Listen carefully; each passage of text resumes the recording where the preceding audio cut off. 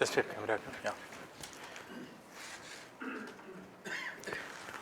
الله الرحمن الرحيم. الحمد لله والصلاة والسلام على رسول الله وعلى آله وصحبه ومن والاه وبعد. پێش هەموو شتێک بە خێرهاتنی ئەوەی بە ڕێز و خۆشەویست دەکەم زەحمەتان کێشاوە لەم شەوە مبارەکە کە خوای پەروەردگار بارانی ڕەحمەتی پێعەتا کردین تایدا. خوای پەروەردگار هەموو هەنگاوێکتان بە خێر و چاکە بۆ حسێب بکە. ناونیشانی ئەم محاضەرەیە دیالەکتیکی قورئان، سلماندنی ڕۆژی دوایی بە نمونە. ڕەنگە هەنێ ئیشکالیات هەبێت لە بەکارهێنانی وشەی دیالەکتیک یان وشەی جەدەل، بەڵام جەدەل وشەیەکی قورئانیە وەجادلهم باللتی هی ئەحسن. ئێمە گەر دێن تەماشاکەن ئێمە جەدەلمان هەیە جەدەلێکی باشە و جەدەلمان هەیە جەدەلێکی خراپ.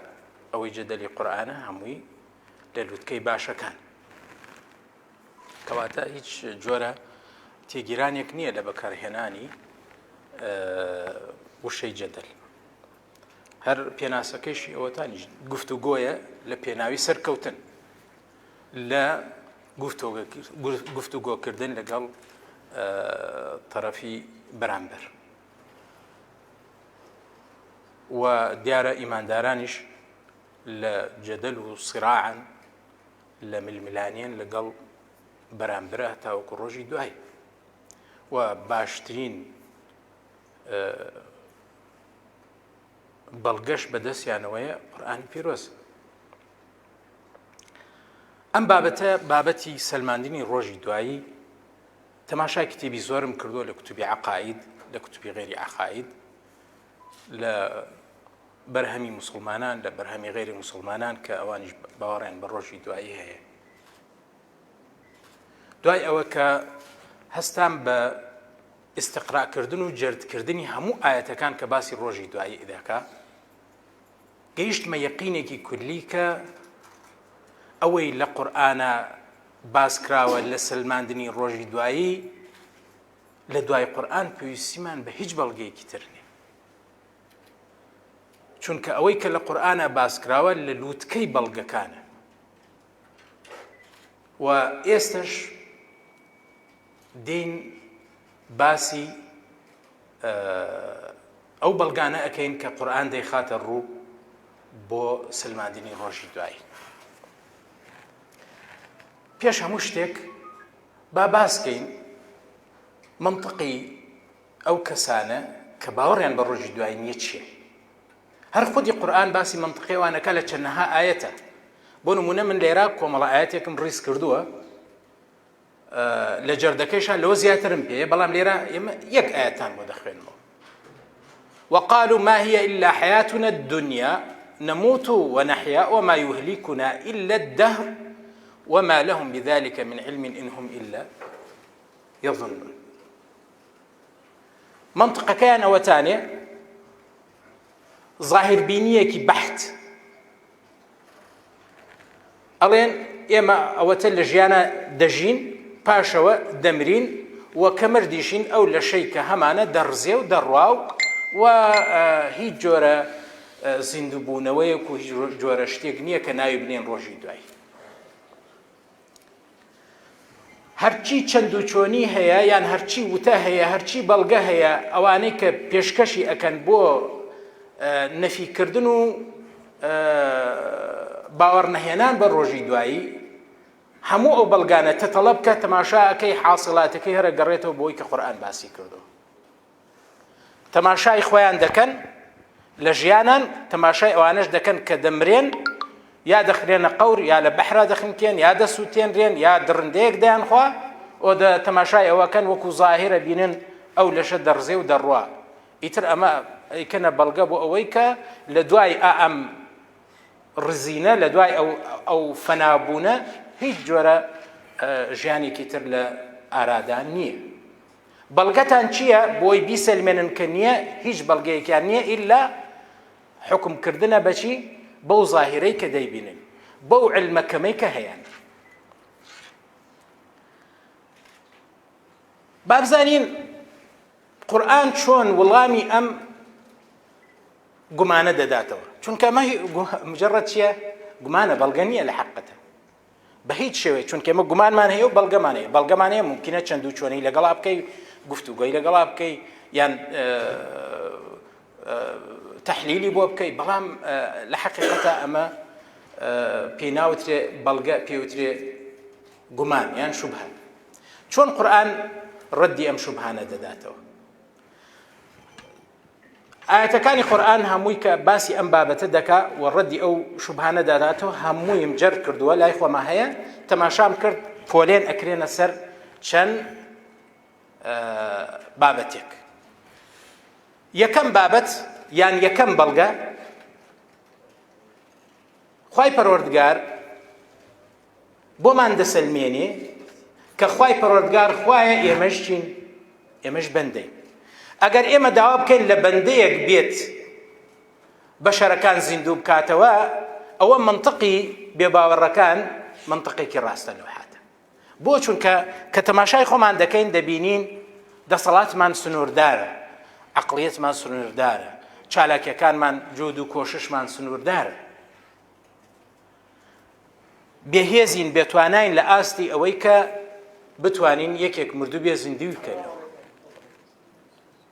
بەس لێرە شتێکی سێرم بیرکەوتەوە هەر ئێستا، یعنی ئەزانن لە هەنێ مختبەرات هەیە، مختبەراتی جیهانیە، ئەو هەنێ لەش ئەخەنە ناو مجەمیدەوە هەڵی ئەگرن ئەڵێن بەشکەم ڕۆژێک بێ ئەلمەوەنە پێشکوێ و کابرا زیندوو بکاتەوە. هەر ئەمە خۆی لە خۆیان چییە؟ ڕەتدانەوەیە بۆ ئەو گومانە، چون ئەوە دەریەخا کە مەسەلەی زیندوو بوونەوە چییە؟ کارێکی چییە؟ کارێکی ممکنە، مستحیلات نییە وەکو ئەوان تەسەووریەکەن و باسی. خوای پەروەردگار یەکەم، یعنی ئەتوانم بڵێم پێشی بەڵگەکان پێشەکێکمان ئەخاتە پێش چاو بۆ ئەوەی کارەکانمان یان چۆن وێناکردنەکەمان بۆ بابەتی زیندووبوونەوەکە لا زۆر زۆر ئاسان بێ. چیەکە لەو پێشەکیە؟ باسی دەسەڵاتی خۆیمان بۆ دەکات. دەسەڵاتی خوای پەروەردگار ڕەهایە یان سنووردارە؟ توانای خوای پەروەردگار ڕەهایە یان سنووردارە؟ علمی خوای پەروەردگار ڕەهایە یان سنووردارە؟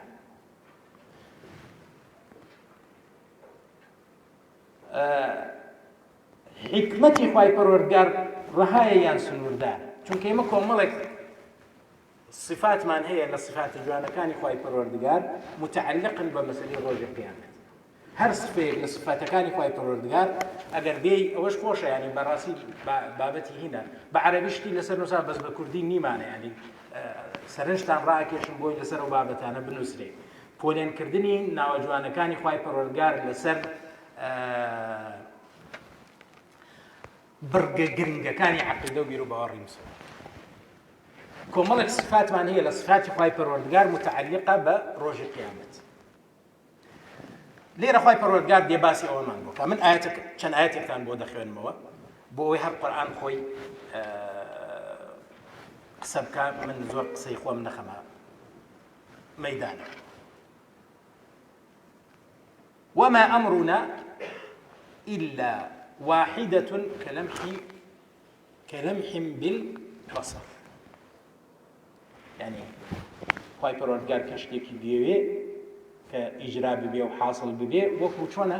وەکو تۆ چۆن چاوتروکاندنیەکە فەرمانی خوای پەروەردگار، یعنی ئەوەی کە خوای پەروەردگار داوایەکە ئەگەر خێراتر نەبێ و ئەوە دێتە دی. اینجا چییە فەرمی؟ إنما قولنا لشيء إذا أردناه أن نقول له كن فيكون. وما قدر الله حق قدره والأرض جميعا قبضته يوم القيامة والسماوات مطويات بيمينه سبحانه وتعالى عما يشركون. وما خلقكم ولا بعثكم إلا كنفس واحدة إن الله سميع بصير. دروستکردن لەگەڵ زیندووکردنەوە چنێک بە شەرژیاوە لەسەر ڕووی ئەرزا بەراوردی کە لەگەڵ قودرەت و توانای خوای پەروەردگار وەکو چی وایە؟ وەکو دروستکردن یان زیندووکردنەوەی یەک نەفس وایە. یعنی کاتێک کە ئێمەڵین زیندوو دەبینەوە ئێمە خۆمان زیندوو ناکەینەوە، خوایەکی مقتەدیر کە ئاگای لە هەموو شتێکا هەیە و توانای بەسەر هەموو شتێکا دەشکێ ئەوە هەڵ ئەسێ بەچی بە زیندووکردنەوە کە وەلای خوای پەروەردگار و لە بەرامبەر دەسەڵاتی خوای پەروەردگار کارێک نییە کە پێی بوترێ مستەحیل، کارێک نییە کە پێی بوترێ مستەحیل.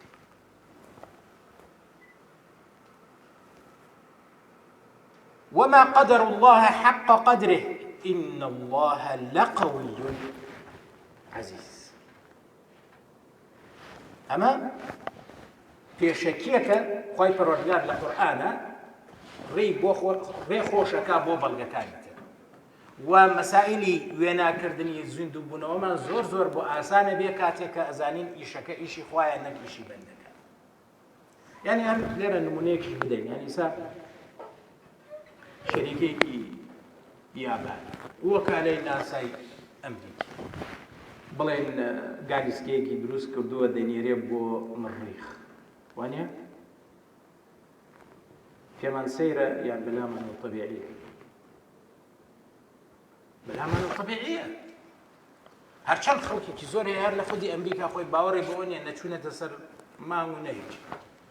هەیە لە ئەمریکا زۆر هەیە گروپ باوەڕیان بەو مەسائلانە نییە و هەشمانە لە وەسایلی ئیعلامی ئەو شتانە هەر باسەکرێ بە حەقەت و بەرنامجی تەلەڤیزیۆنی ئەوانە تەحقیقاتی زۆر لەسەر ئەو بابەتە هەیە ئایا کە ڕاستە ئەمریکا ڕووسیا چوونەتە سەرمانیان ئەو مەسەلانە بەحسەکرێ لە حەقیقەتە.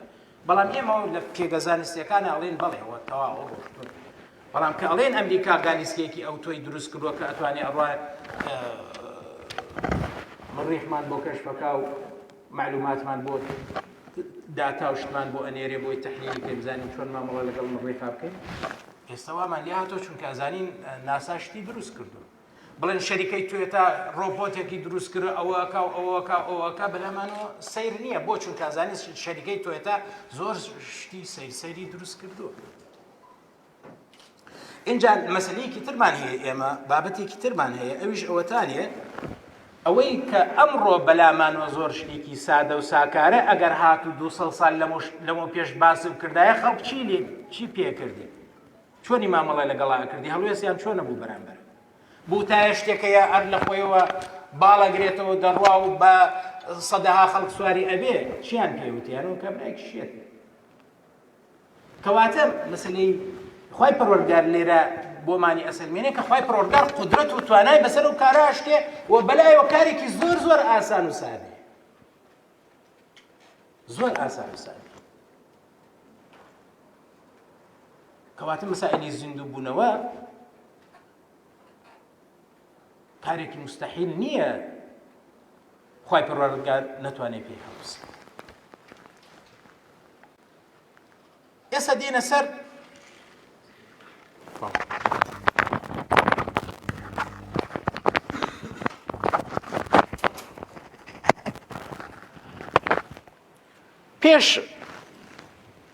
پاشەوەی کە باسی پێشەکیەکەمان کرد دێنە سەر بەڵگەکان. بەڵگەی یەکەم کە خوای پەروەردگار دەیخاتە ڕوو و بۆمانی باسەکە قیاسکردنی ژیانی ئاخرەتە لەسەر چی؟ لەسەر ژیانی دنیا.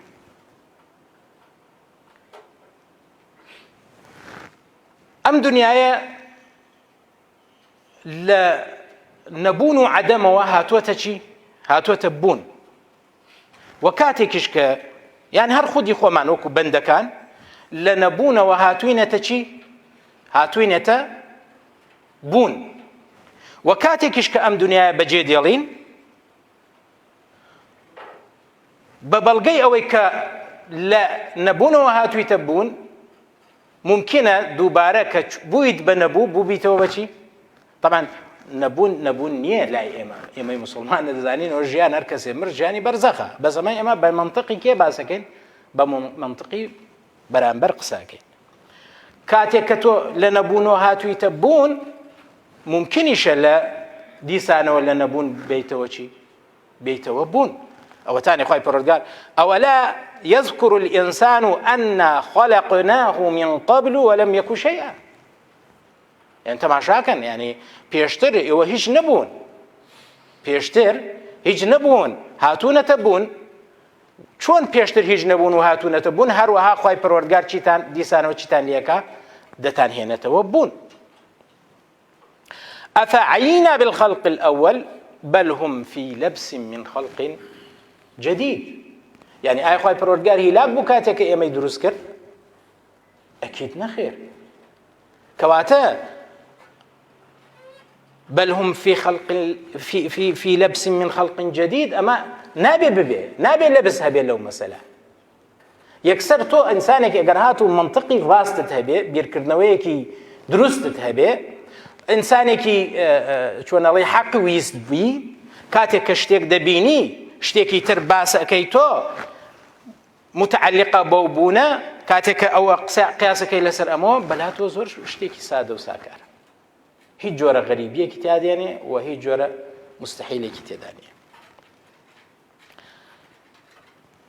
بەڵگەی دووهەم کە خوای پەروەردگار باسی دەکا لە قورئانە،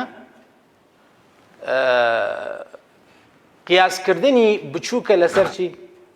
لەسەر گەورە. قیاسکردنی بچووک لەسەر گەورە. مەبەستم قیاسکردنی زیندووکردنەوەی ئینسانە لەسەر خەڵقی ئاسمانەکان و زەویەکان. لەم بارەی خوای پەروەردگار چێ فەرمی؟ لخلق السماوات والأرض أكبر من خلق الناس ولكن أكثر الناس لا يعلم. باشە دروستکردنی ئەو ئاسمانانە،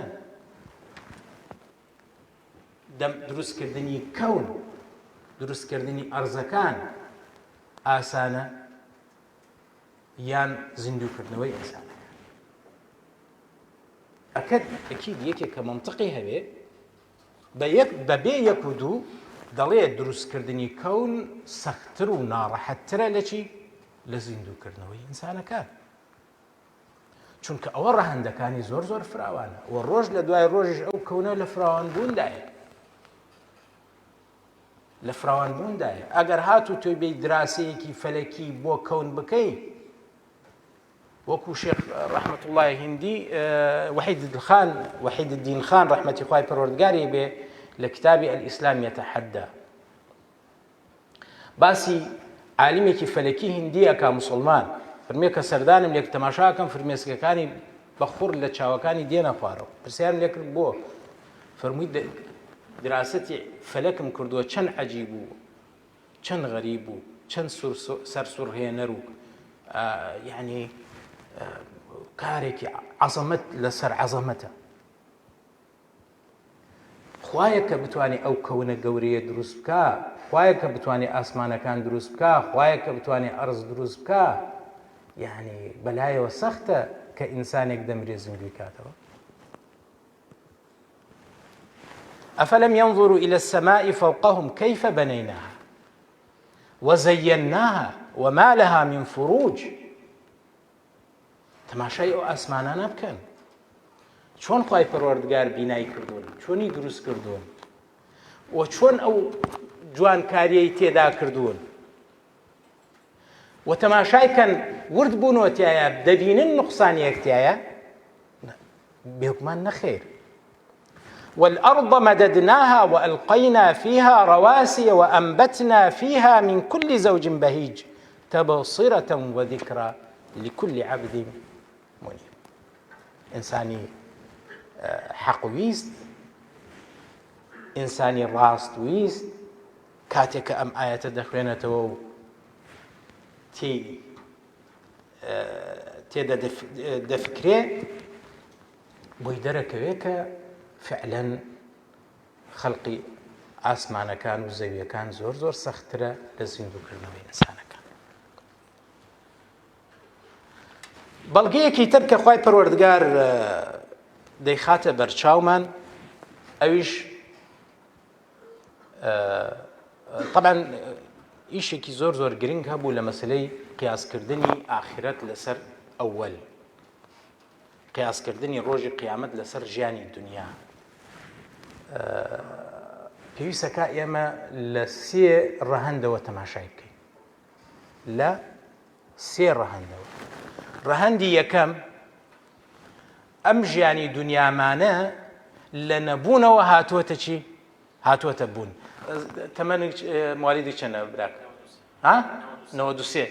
لە نەوەدا لەکوێ بووی تۆ؟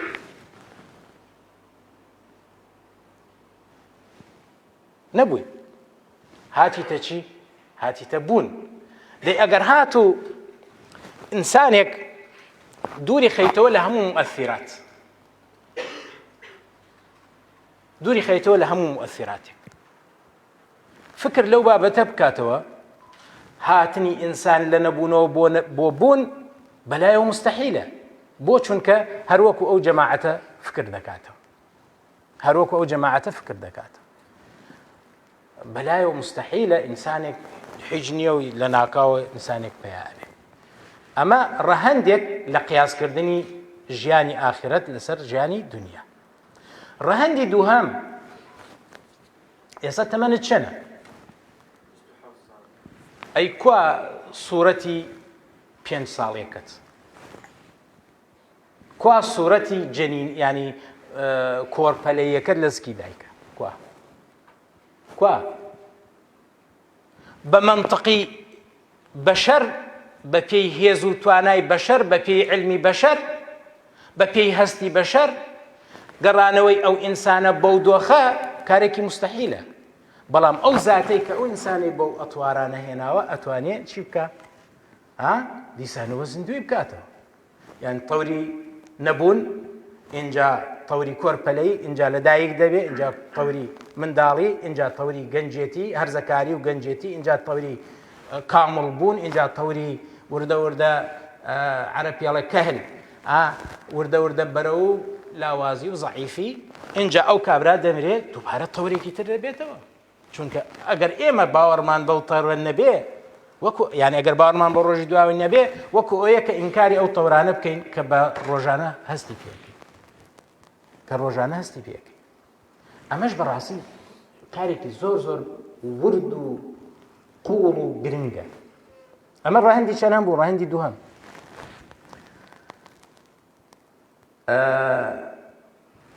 ڕەهەندی لە بوون بۆچی؟ لە نەبوون بۆ بوون. ڕەهەندی ئەو تەورانەی کە ئینسان دەیبڕێت. داوای لێ بڕ نەکەم، ڕەهەندی سێهەمم نایێت و خیاڵ ئەگەر هات و خیاڵم عەرزتانەکەم ئینشاءڵڵا. بەڵگەی چوارەم، قیاس الغائب على الشاهد. طبعا ڕۆژی دوایی ئێستا لە ئێمەوە غایبە، وانێ؟ جارێ ڕووی نەداوە، غائبە. زۆر جار هەیە ئێمە شتێک کە غائبە بۆی بیسەلمێنین پەنا بەینە بەرچی؟ بەر شتێکی حاضر. ئەڵێن ئەو مەسەلەیە کە غایبە بۆ ئەوەی تۆ وێنای بکەین، قیاسەکەی لەسەر چی؟ قیاسەکەی لەسەر شتێک کە هەیە. اینجا ئێمە لێرە ڕۆژانە داوای ئینەکەم ڕەهەندی سێهەمم بیر کەوتەوە، وتم وعدم پێدام چون بیرم کەوتە بۆتان باس. ڕەهەندی سێهەم ئەوەتانێک کە ئێمە لە ژیانی دنیاغا چەند جار دەمرین و ئاگامان لە خۆمان نییە.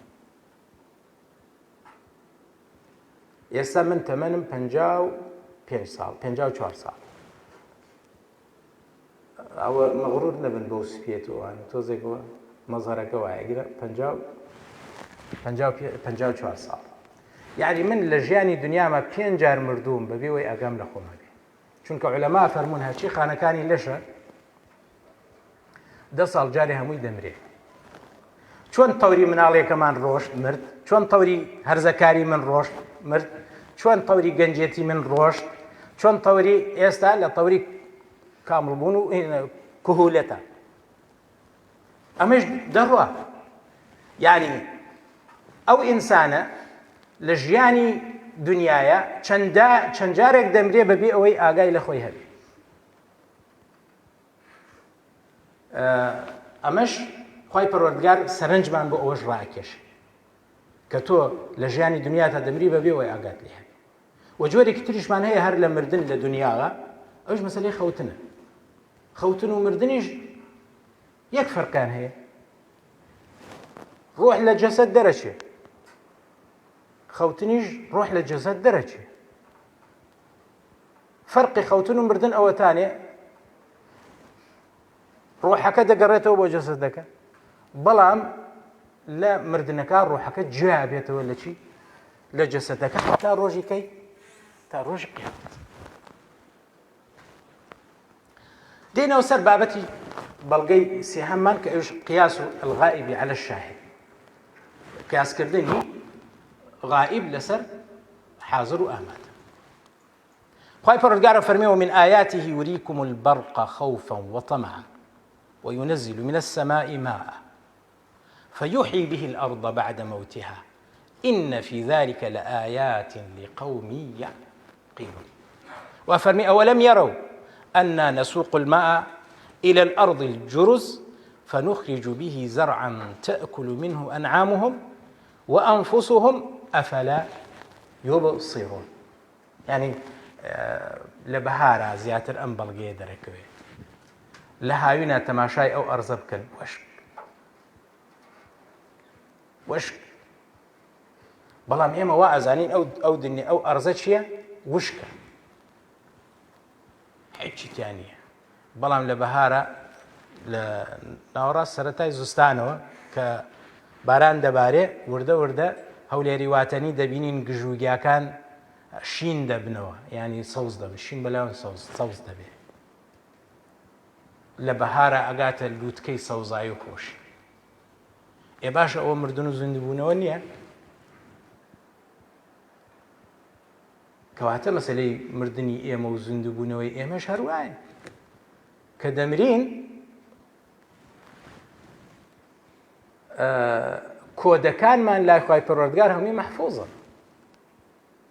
هەمووی مەحفوظە کە بڕیار ئەدا زندی کاتەوە چۆن ئەو گیایە سەوزە بێتەوە. ئێمەش دیسانەوە خوای پەروەردگار وا خەڵقمان دەکات. بە تایبەتی حەدیثێکی صحیحی پێغەمبەر صلی الله عليه وسلم ئەفەرمێ کاتێک کە خوای پەروەردگار بڕیارەدا، حەدیثەکەش حەدیث صحیحە، ڕۆژی قیامەت هەڵبسێ وەکو شێوە بارانێک دەبارێ وردە وردە ئینسانەکان وەکو چۆن گیا و گیا سەوز دەبن و ئینسانەکان سەوز دەبن. و ئاگاشمان لەوە بێ مەسائلی مەغرور نەبین بەم جەسەدەکە ئەیبینین ئەڕزێ و ئەڕوا. ئەمە قاڵبی تەوری دنیامانە. خوای پەروەردگار لە ڕۆژی قیامەتە قاڵبێکی ترمان بۆ دروستەکە. بەڵام لەگەڵ ئەوەیشە کە من وا ئەڵێم و ئەم حەدیثەش بەو شوازە باسەکە بەلامانەوە هیچ غەریب نییە بەرامبەر بە قودرەتی خوای پەروەردگار کە بتوانێ هەموو جزئیاتی لەژی ئێمە گشی کۆ کاتەوە دووبارە تەرکیبی کاتەوە و بەرجەستەی بکاتەوە لە ڕۆژی قیامەت. خوای پەروەردگار ئەمروه بین الکاف والنون.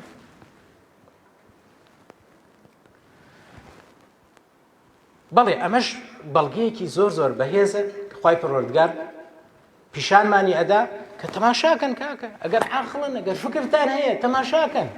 ڕۆژانە خوای پەروەردگار شت ئەمرێنێ و زیندویە کاتەوە، تەماشای چواردەوری خۆتان بکەن. ئەوە باشترین و بەهێزترین بەڵگەیە کە مەسائلی زیندوبوونەوە کارێکی زۆر زۆر ئاسانە.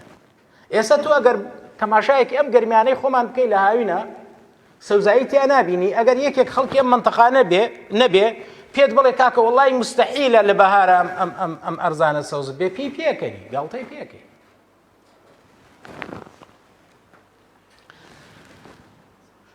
بەڵگەیەکی تر کە خوای پەروەردگار دەیخاتە ڕوو، ئەوش بەڵگەی مەبەست، یەکێک لە پرسیارە فەلسەفیە هەرە گرنگەکان. من لەکوێوە هاتووم، بۆچی هاتووم، بۆ کوێ ئەڕۆم، بۆچی هاتووم. ئەمە خوای پەروەردگار ئەو بەشەرەی خەڵق کردووە، هەروەها خەڵقی کردووە وەکو ئەفلاتۆن ئەڵێش حرەکەی داوە بەهین بە عالەم و ئیتر ڕۆشتۆ خۆی ئیسراحەتەکە و علاقەی بە هیچ ترەوە نییە. بەشەرەکان خوێنیش و کارەکانی خوا نەبن هەرچیەکە لە یەکەن کەیفی خۆیان ئەمە منطقێکی سەقەتە بەحەق خوای پەروەردگار ڕەدی ئەداتەوە هەر لەبەرەوە فەرمی ئەفەحەسیبتم ئەنەما خەلەقناکم عەبەثا چونکە ئەگەر هاتو کابرا ممکنە کابرا باوەڕی هەیە بە خوای پەروەردگار بەڵام باوەڕی بە زیندووبوونەوە نییە باوەڕی هەیە کە خوڵقێنەر هەیە بەڵام باوەڕی بە زیندووبوونەوە نییە بۆ دواتر لە کۆتاییە باسی یەکەین بۆچی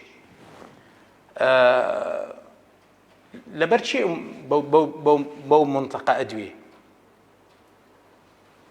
ئەوە خوای پەروەردگار بۆمانی باسەکات دیسانەوە لە قورئانە یعنی ئینسانێکە خوای پەروەردگار و ئینسانی دروست کردووە دەژێ و دەمرێ و تر هەموو شتێک کۆتایی پێ هات هەموو شتێک کۆتایی پێ هات ڕۆژ تەواو یعنی خوای پەروەردگار هەروە ئینسانانی بۆ خەڵق کردووە کە بژین و بخۆن و بخۆنەوە و بخەون ئیسراحەتکەن و ڕابێرن فقط هەرەوەیە أفحسبتم أنما خلقناكم عبثا وأنكم إلينا لا ترجعون فتعالى الله الملك الحق لا إله إلا هو رب العرش الكريم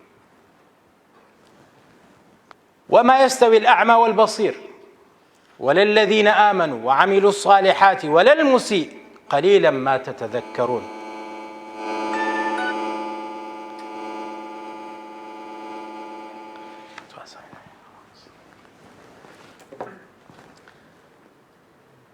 إن الساعة لآتية لا ريب فيها ولكن أكثر الناس لا يؤمنون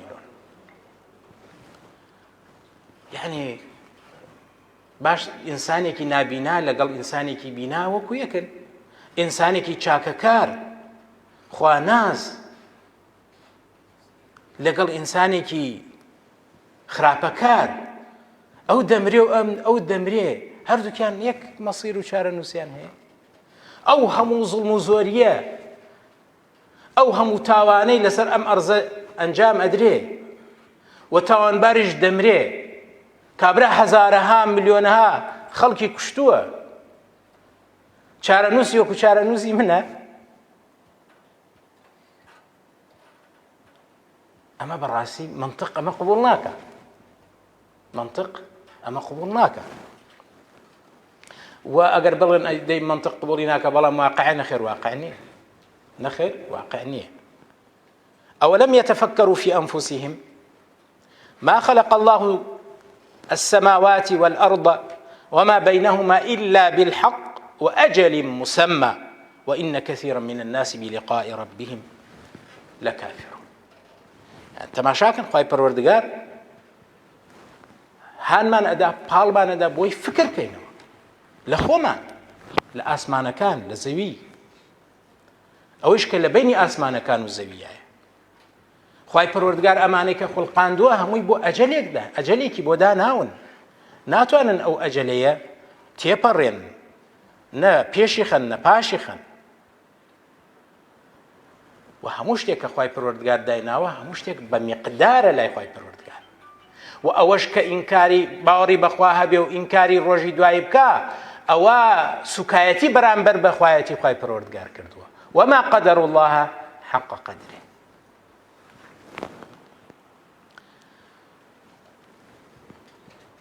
شێوازێکی تر لە شێوازەکانی ڕەتدانەوەی ئەو گومانە ئەوەتانی خوای پەروەردگار جاری وا هەیە لە قورئانە نمونەمان پێدا بۆ چۆنێتی زیندوو بوونەوە لەو نمونانە خوای پەروەردگارە فەرمێ أو كالذي مر على قرية وهي خاوية على عروشها قال أنى يحيي هذه الله بعد موتها فأماته الله 100 عام ثم بعثه قال كم لبثت قال لبثت يوما أو بعض يوم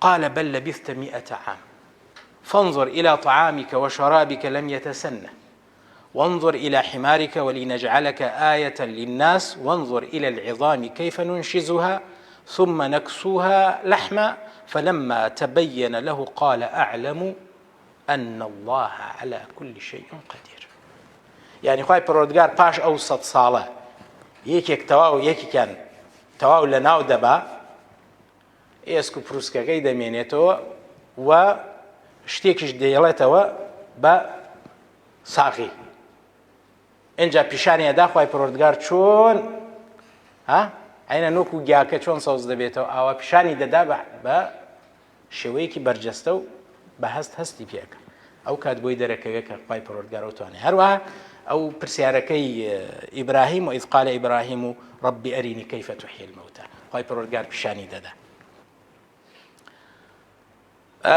شێوازێکی تر لەو شێوازانەی کە خوای پەروەردگار باسی دەکات ئەمە زیاتر بۆ ئەهلی ئیمانە و بۆ ئەو کەسانەی کە خاوەنی منطقن لە بێباوەڕەکانیش خوای پەروەردگار شێوازی تەئکید و جەزم و حەتم بەکارهێنێت کە ڕۆژی قیامەت ڕوودەدا.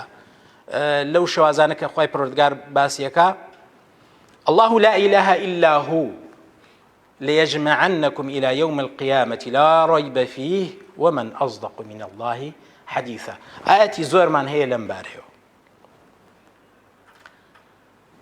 لە کۆتایی ئەڵێن ئەساسی ئەو گومانە لە چیوە هاتووە. خوای پەروەردگار بۆمانی باسەکە يعلمون ظاهرا من الحياة الدنيا وهم عن الآخرة هم غافلون. هو مەسەلەیەکی ظاهربینیە کە تەماشا ئەکەن و ئەزانن قودرات و توانای خوای پەروەردگار قودرەت و توانای بەشەرەکان وایە. هەرچەند کاتێک کە ئەیان دوێنی زۆریان دوێنێ ئەڵێن مستەحیل بەرامبەر بە بەشەرەکان نییە. ئەو قسانەش دەڵێن وانێ خە باسی علم و گەورەی علم و زانست و علم پەرستی و نازانم چی ئەوانە کە باسێکەن ئەڵێن بەرامبەر بە علم مستەحیل نییە. ئەی خۆ مەسائیلی زیندووبوونەوەش ئەی دەی باشەوە علمێکی کەمە وما ئوتیتم من العلم إلا قليلا. یعنی ئەو علمەی کە پێتان دراوە لە ئادەمەوە هەتاوەکو ڕۆژی دوایی ئەگەر براوردیکەین لەگەڵ علمی خوای پەروەردگارە چییە؟ قەلیلە. تۆ بەو قەلیلە دێ ئەو حکومەکەی و جاری وایە جاری پێچەوانەش لێ ئەدەی. ومن الناس من يجادل في الله بغير علم ولا هدى ولا كتاب منير. ئەمە هەمووی ئەساسی گومانەکەیان. داواکارم لە خوای پەروەردگار یەقینی